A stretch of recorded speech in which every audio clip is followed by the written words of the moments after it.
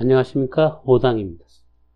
지난 시간에 엘리자베스 홈스라는 사기꾼이 된 여성 얘기를 했죠. 판타지가, 제가 볼 때는 판타지 때문에 불가능한 것을 수익이 가능하다고 하면서 자금을 끌어들인 것을 흔히 폰지 사기라 그러죠. 폰지는요, 사람 이름입니다. 폰지 사기를 친 너무나 유명해져서 그런 식의 사기를 폰지 사기라 부르는데, 그 원조에 대해서 오늘 얘기하겠습니다.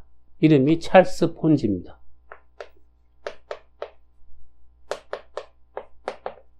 폰지. 찰스는 뭐 찰스 황태자처럼 찰스고요. 폰지가,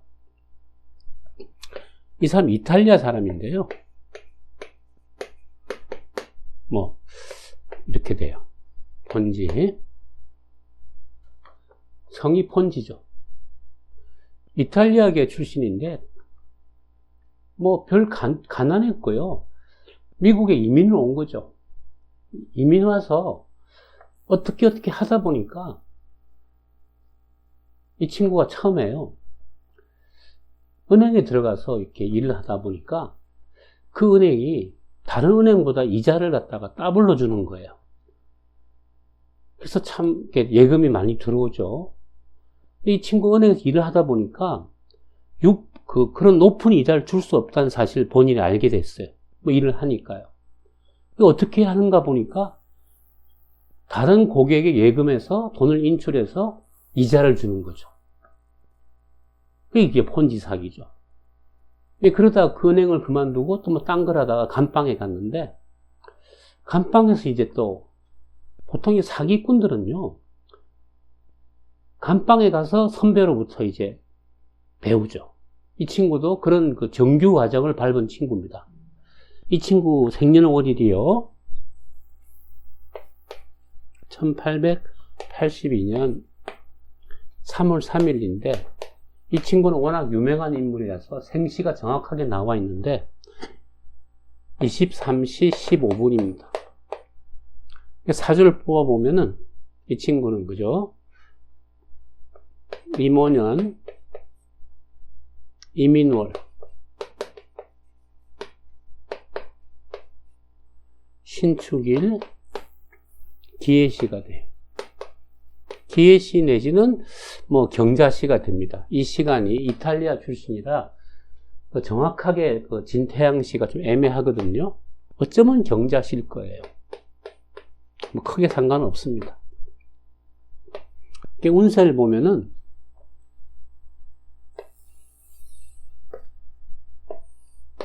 이 친구는요,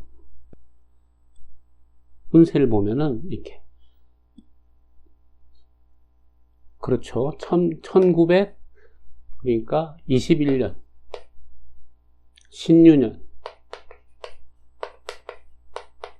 여기가 입추가 되는데, 요 무렵에 이제 크게 사기를 쳤다가, 얼마 가지 않아서 이제 발각이 나죠.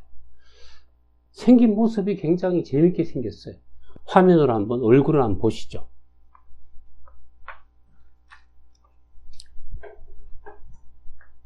찰스 폰지고요.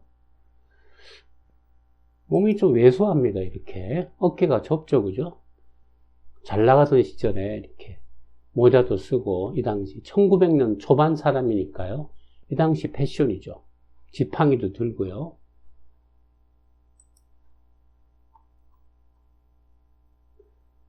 (1910년에) 뭐 또 잡범으로 교도소 갔을 때 찍은 사진이죠. 이걸 뭐 머그샷이라 하던가요? 그러죠. 프로필과 앞면 찍은 사진. 그리고 이제 한창 돈을 끌어들여서 이렇게 잘 나갈 때 고객들한테 엄청난 기대를 받으면서, 처음에는 일반인들이 투자를 했는데 나중에는 큰 손들도 막 투자를 했어요. 본인이 이렇게 증권 거래소처럼 차려서 투자를 막 받았습니다. 이 사람이 사기를 친 수법은요, 옛날에, 지금도 있습니다만은, 국제 우편 반신권이라고 하는 게 있는데, 뭐냐면은 옛날에는 이렇게 지금처럼 뭐 이메일이 없던 시절이라 편지를 붙였잖아요. 그럼 미국에서 뭐 독일에 있는 친척한테 편지를 보내면 그 우편 비용이 상당히 비쌌습니다. 비싸기 때문에요.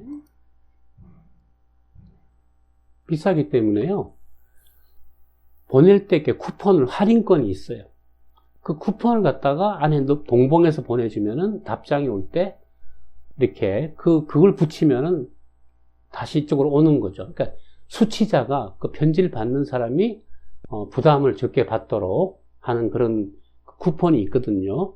자, 그래서 국제 반신권, 인터내셔널, 인틀,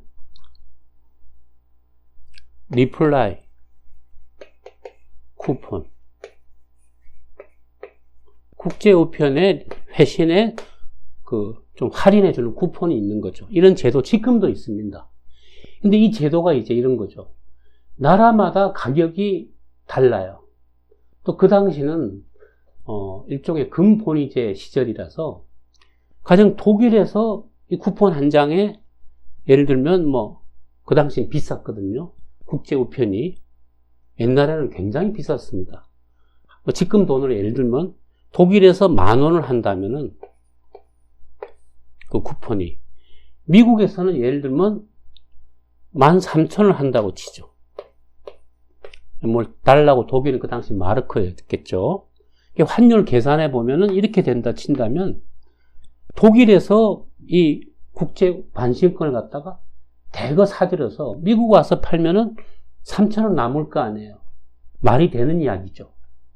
그래서 이걸 갖다가 계속 사서 팔고 하면은 수익이 엄청나게 난다.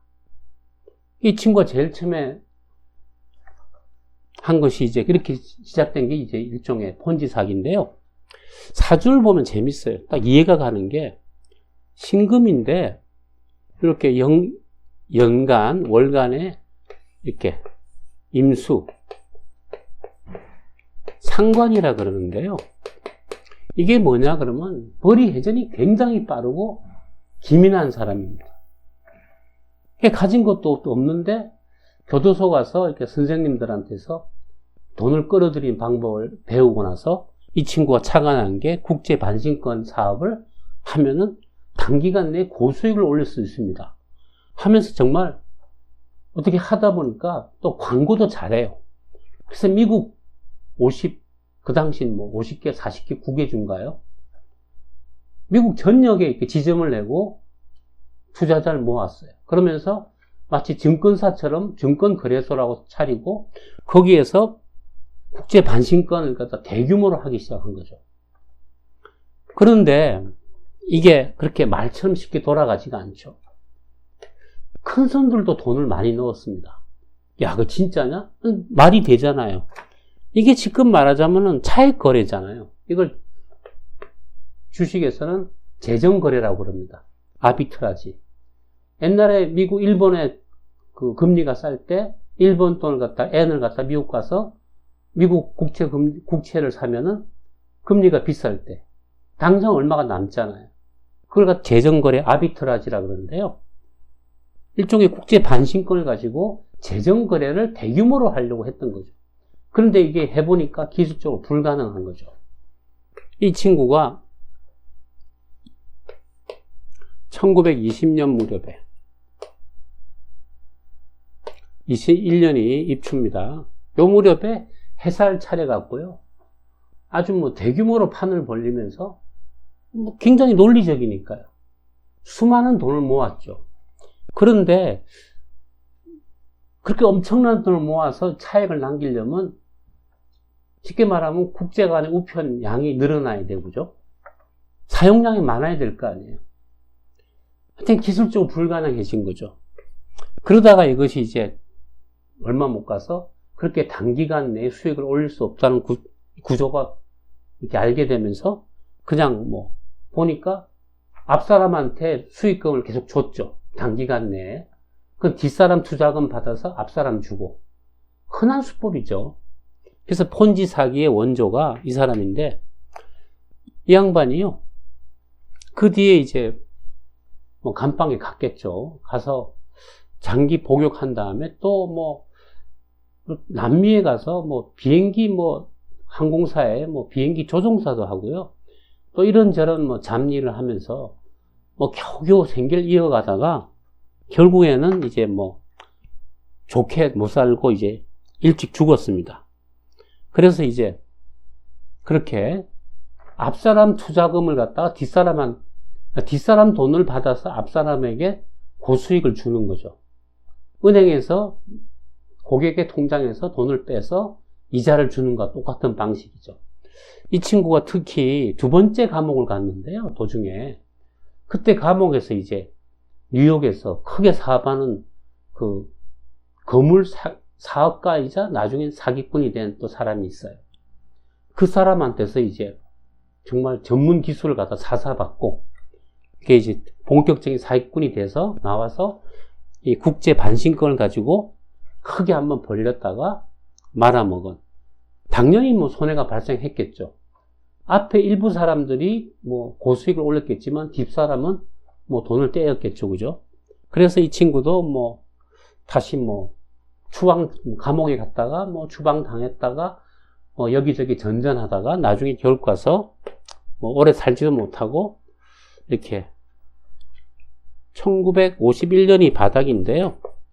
여기까지 가지도 못하고 뭐 좀 일찍 죽었습니다. 그래서 나이도 뭐 한 50년 뭐 몇 년 살다가 죽었는데, 이 사람이 이제 한 수법이 워낙 유명해져서 찰스 폰지 이름을 따서 폰지 사기라고 하죠.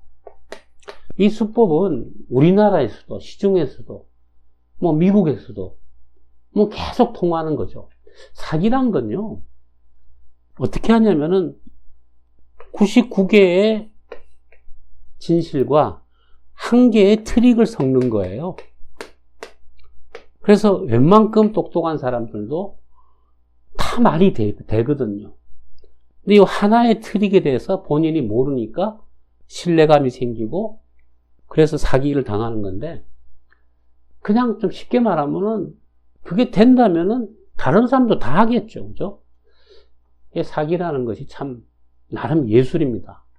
그래서 이제 폰지 사기. 지난 시간에는 엘리자베스 홈즈의 뭐 폰지 사기.